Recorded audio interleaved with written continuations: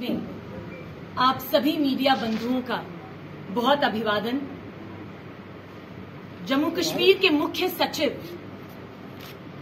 उन्होंने 4 सितंबर से 10 सितंबर को भ्रष्टाचार मुक्त जम्मू कश्मीर सप्ताह घोषित किया है। उन्होंने ये भी कहा है कि all the ongoing projects in public domain would be put under scrutiny. तो क्यों ना इसकी शुरुआत जो है जल जीवन मिशन से शुरू की जाए। दो बहुत इंपॉर्टेंट लेटर्स 15 अगस्त 2023 एंड 17 अगस्त 2023 को एक बहुत ही वरिष्ठ आईएएस अधिकारी श्री अशोक कुमार परमार ने national commission for scheduled caste के चेयरपर्सन को लिखी और दूसरी चिट्ठी union home secretary Shri Ajay Bhalla ji को लिखी। इन दोनों चिट्ठियों में बहुत ही गंभीर आरोप लेफ्टिनेंट गवर्नर साहब के अगेंस्ट लगाए गए हैं और डॉक्टर अरुण मेहता जी के अगेंस्ट लगाए गए हैं।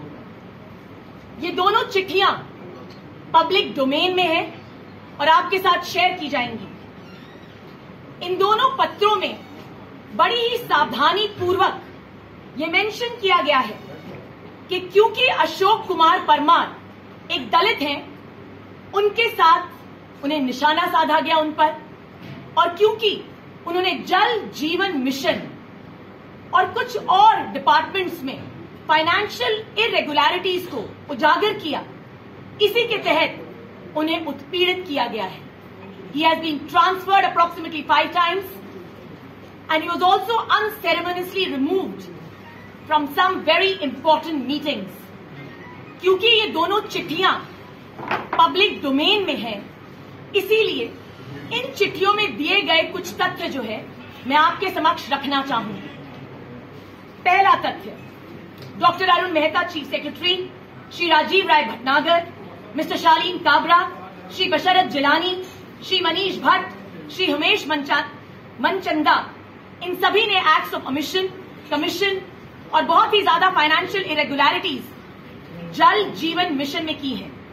20 जुलाई 2022 को एक लेटर परमार साहब ने लिखी और बहुत ही स्पेसिफिकली कहा कि जेजीएम में स्वॉट एनालिसिस नहीं किया गया है, मतलब strength, weakness, opportunities and threat analysis नहीं हुआ है।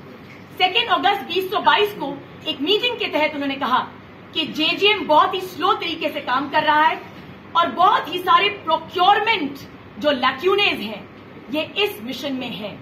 इसके बावजूद भी कोई संज्ञान नहीं लिया गया। दूसरा तथ्य, जल जीवन मिशन जो था 15 अगस्त 2019 को स्टार्ट किया गया और इसको नेशनल लेवल पे 2024 में खत्म होना था, मगर जम्मू कश्मीर में इसकी डेडलाइन 2022 रखी गई, विदाउट कंसिडरिंग द फैक्ट कि बहुत सारे बॉटलनेक्स भी जो हैं इस मिशन में आने थे, जैसे क्लाइमेट कंडीशंस हो गए, हमारे कितने सारे कर्मी हैं जल शक्ति डिपार्टमेंट के, उनके पास पुअर वर्किंग कंडीशंस हैं, इन सभी को मद्देनजर नहीं रखा गया।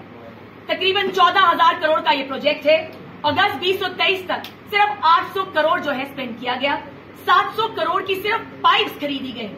और अगर मैं आपको आंकड़ा बताऊं तो till August 2023 the progress is only 22.78% and this is a matter of grave concern. तीसरा तथ्य, chief secretary doctor Arun Mehta ji के अगेंस्ट डॉक्टर परमार ने एक बहुत ही महत्वपूर्ण एलिगेशन लगाया है कि 3,000 करोड़ की जो पाइप्स हैं वो खरीदने की क्रिमिनल कॉन्स्पिरेसी की जा रही है।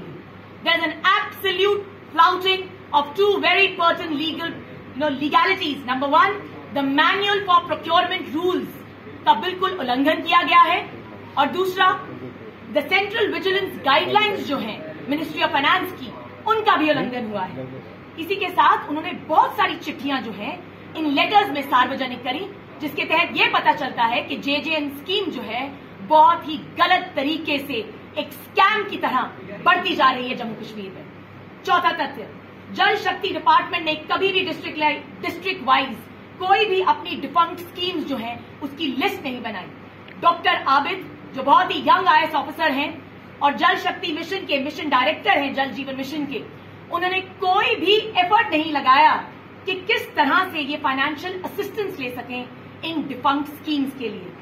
इसी के साथ जो हमारे शालीन काबरा जी हैं फाइनेंस कमिश्नर रेवेन्यू, उन्होंने एक इंक्वायरी बिठाई और इस इंक्वायरी को कंप्लीट ही नहीं किया गया।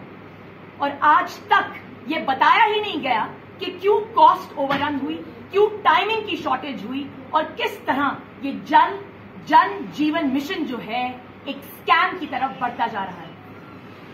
फॉल्टी टेंडर्स फ्लोट किए गए, टेंटेड चीफ इंजीनियर्स को नियुक्त किया गया। एंटी करप्शन ब्यूरो ने एक एडवाइजरी निकाली 22 जून 2022 को। उसके तहत उन्होंने कहा कि तकरीबन 9,000